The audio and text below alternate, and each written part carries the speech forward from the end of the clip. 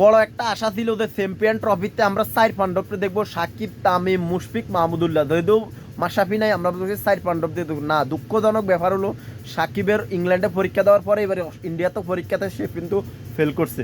এতে মধ্যে আমরা তাকে আর চ্যাম্পিয়ন ট্রফিতে নাও দেখতে পারি, যদিও দেখি তাহলে কিন্তু একজন ব্যাটসম্যান হিসাবে, যদি তার বাংলাদেশ ক্রিকেট বোর্ড চিন্তা করে না ব্যাটসম্যান হিসাবে সে খেলুক, তাহলে বা সে খেলতে পারবে। আর যদি বলে যে বাংলাদেশ ক্রিকেট বোর্ড যদি না চায়, সে কিন্তু খেলতে পারবে না। একজন সে কিন্তু বোলিংতে নিষেধাজ্ঞা পড়ে গেছে, সে 2বার পরীক্ষা দিয়ে উত্তীর্ণ করতে পারে নাই।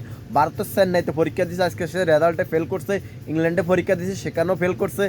বাংলাদেশ ক্রিকেট বোর্ড যদি চায় তাকে ব্যাটসম্যান হিসেবে খেলানোর জন্য, তাহলে খেলাইতে পারবে।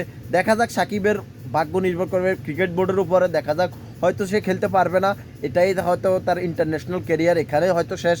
এই বয়সে এসে সে আবার পরীক্ষা দিবে, আবার করবে, দেখা যাক। আর যতগুলা ফ্র্যাঞ্চাইজিতে খেলুক, সে কিন্তু বোলিং করতে পারবে না।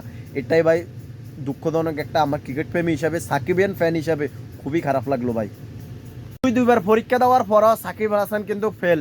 প্রথমে ইংল্যান্ড, তারপরে ইন্ডিয়া চেন্নাইতেও পরীক্ষা দিয়েছে, সে কিন্তু ক্রিকেট বোলিং অ্যাকশানে সে কিন্তু পুরাই ব্যর্থ। পরীক্ষা দিয়েও সে উত্তীর্ণ হতে পারে নাই।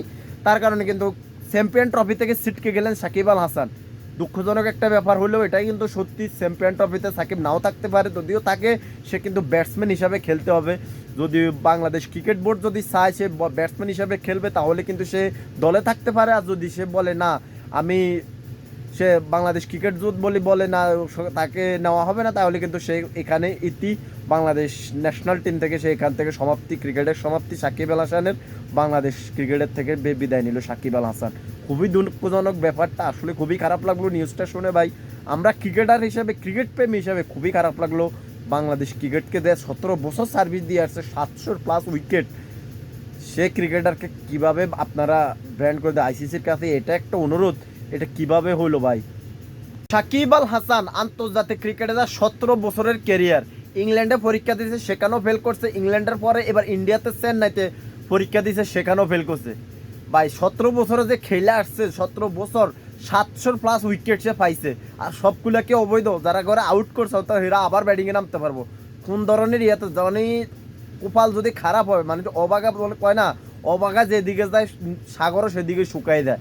এই কথাটা সাকিবের লগেন বর্তমানে পুরাই মিল ভাই। সাকিব একবারে এখান চ্যাম্পিয়ন ট্রফি থেকে পুরাপুরি ছিটকে গেছে। চ্যাম্পিয়ন ট্রফিতে যদি একজন খেললেও একজন ব্যাটিং হিসাবে সে খেলতে হবে।